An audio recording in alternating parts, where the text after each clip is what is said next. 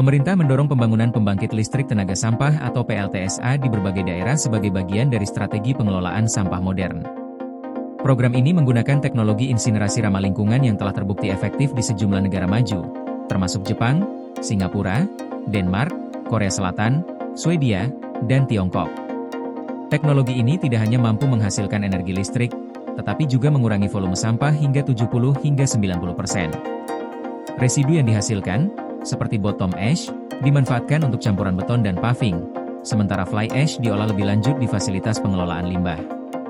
Program PLTSA di Indonesia diatur melalui Peraturan Presiden Nomor 109 Tahun 2025 tentang penanganan sampah perkotaan melalui pengolahan sampah menjadi energi terbarukan.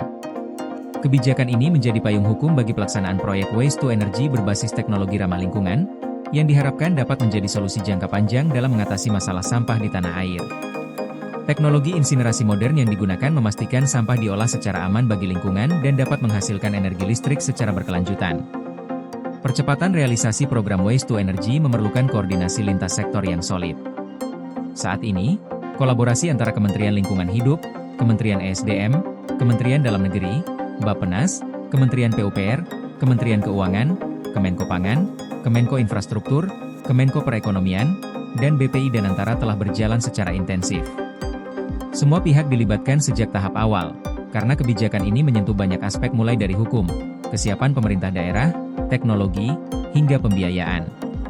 Setiap proses disusun sesuai norma dan aturan yang berlaku. Pemilihan teknologi ramah lingkungan menjadi faktor kunci dalam kebijakan ini. Setiap proyek PLTSA wajib memenuhi parameter ketat terkait kualitas udara dan air untuk menjamin keberlanjutan jangka panjang. BPI Danantara memiliki peran strategis dalam menentukan pengembang dan pengelola fasilitas pengolahan sampah menjadi energi listrik, termasuk memastikan kesesuaian teknologi yang digunakan. Sebelum lokasi proyek ditetapkan, dilakukan verifikasi lapangan oleh Kementerian Lingkungan Hidup, Kementerian Dalam Negeri, dan Kementerian ESDM. Hasil verifikasi ini kemudian dibahas dalam rapat terbatas, dan setelah mendapat persetujuan Menteri Lingkungan Hidup, proses selanjutnya dilimpahkan kepada BPI Danantara untuk ditindaklanjuti. Meski program ini mendapat dukungan penuh pemerintah pusat, masih terdapat tantangan di tingkat daerah. Salah satunya adalah kesiapan pemerintah daerah dalam menyediakan volume sampah minimal 1.000 ton per hari agar PLTSA dapat beroperasi secara optimal.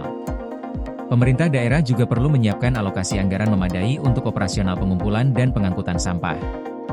Program ini diharapkan tidak hanya menjadi solusi energi, tetapi juga mendorong budaya pengelolaan sampah yang lebih efektif, ramah lingkungan, dan berkelanjutan di masyarakat. Dengan langkah-langkah strategis ini, pembangunan PLTSA di berbagai daerah menjadi bagian dari upaya pemerintah untuk mengatasi permasalahan sampah sekaligus menghasilkan energi terbarukan, meningkatkan kualitas lingkungan, dan mendukung pencapaian target pembangunan berkelanjutan di Indonesia. Koordinasi PLN dengan TNGL jelang Hari Kesaktian Pancasila, listrik terbangun, alam tetap lestari.